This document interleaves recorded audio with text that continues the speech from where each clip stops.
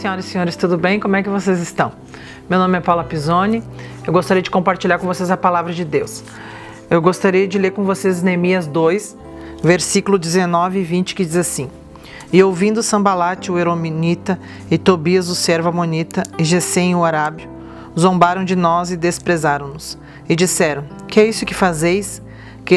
Quereis rebelar-vos contra o rei?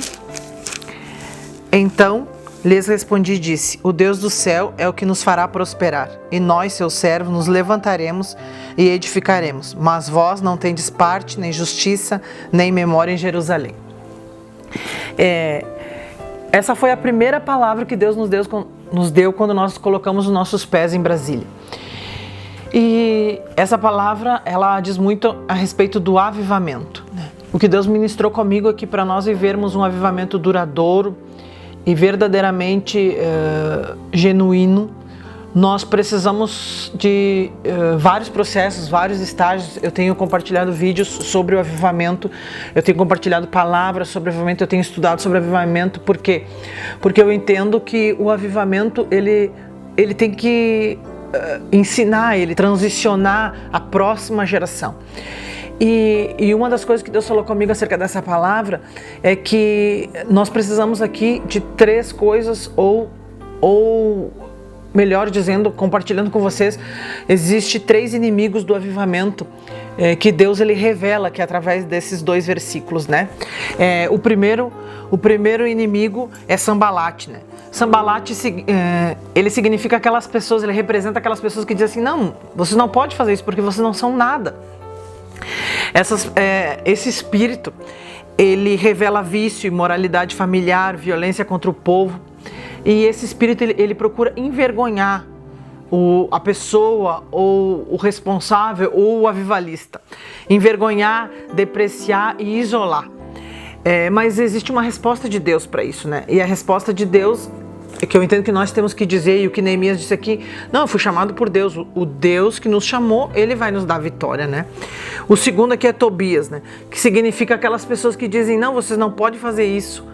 Não é vocês não podem porque não tem capacidade, mas é uma legalidade cínica, uma legalidade que não existe, né? Porque quando Deus ele chama alguém para fazer, para cumprir um propósito, essa legalidade vem do Senhor, né? E não existe nenhuma legalidade maior que essa. Então a resposta disso é: eu amo a Deus e eu vou fazer aquilo que ele me chamou para fazer. E o terceiro, que é Gesem, ele significa, ele representa aquelas pessoas que dizem: vocês nunca terminarão o que vocês começam. E esse espírito, ele representa desânimo. E antes de um grande, poderoso avivamento, os avivalistas vão passar por esses processos, né? E esse desânimo, ele é um espírito que procura desinformar a pessoa, decepcionar a pessoa, atrasar a pessoa. Não, mas a resposta para essa resposta bíblica para esse espírito é: Deus completa tudo, absolutamente tudo que ele começa. Mas isso são explicações teológicas, né, desses dois versículos. Mas quando eu resolvi aceitar fazer os vídeos, é muito difícil para mim, né? Porque algumas pessoas que me conhecem pessoalmente sabem que eu tenho muita vergonha de ser filmada. Mas desde o dia que Deus falou que esse avivamento ele ia ser novo, esse algo novo, Deus falou que ele ia exigir de nós algo novo. Então, para mim, fazer os vídeos tem sido algo novo, totalmente desafiador. Às vezes eu fico apavorada, mas eu sempre, quando eu me propus a gravar os vídeos, o que nós conversamos, eu e o Senhor, foi que eu sempre traria aqui uma visão, uma leitura profética da leitura do versículo, né? E o que Deus falou comigo aqui é que para nós vivermos um grande e poderoso avivamento, nós teríamos que reparar algumas coisas, né? Por quê, pastora? Porque quando Neemias chega em Jerusalém, a primeira coisa que ele faz é uma leitura do estrago, né? De como a cidade verdadeiramente estava. E essa leitura, ele vê que havia fraturas nos muros, havia fundações antigas, satânicas, existia fraturas nos muros. O que isso quer dizer? Para nós vivermos, estabelecermos, fundamentarmos um avivamento genuíno e poderoso e duradouro, nós precisamos de três coisas. A primeira é limite. nós precisamos reposicionar os limites ministeriais. Quem assiste meus vídeos no canal sabe, eu ministrei uma palavra chamada familiaridade sabota a autoridade. Então Deus, quando nós chegamos aqui, Deus reiterou isso, que nós teríamos que estreitar, nós teremos que reposicionar os nossos limites, né? Em todas as áreas, familiar, espiritual, material, né? Financeira e eclesiástica. Então, uma das coisas é limites.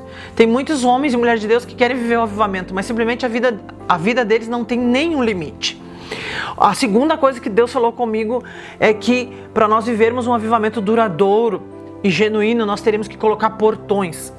Como assim? Biblicamente falando, esses 3 inimigos do avivamento, eles se manifestam, eles ficam mais violentos quando Neemias ele está terminando de colocar os portões, né?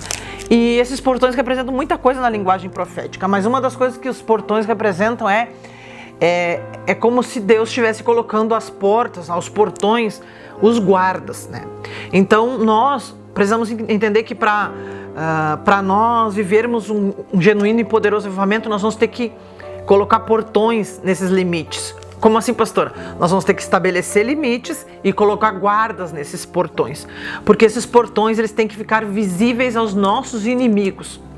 Existe uma história muito interessante, né? De uma vez eu fui ameaçada por um espírito das trevas, mas ele declarou, né, que o limite dele era o portão da nossa casa.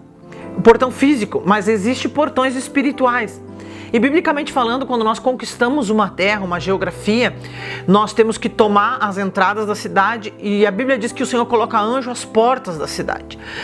Então, Deus falou comigo que a segunda coisa que nós temos que fazer para ter um avivamento duradouro e genuíno é colocar portões na nossa vida. Portões que sejam visíveis.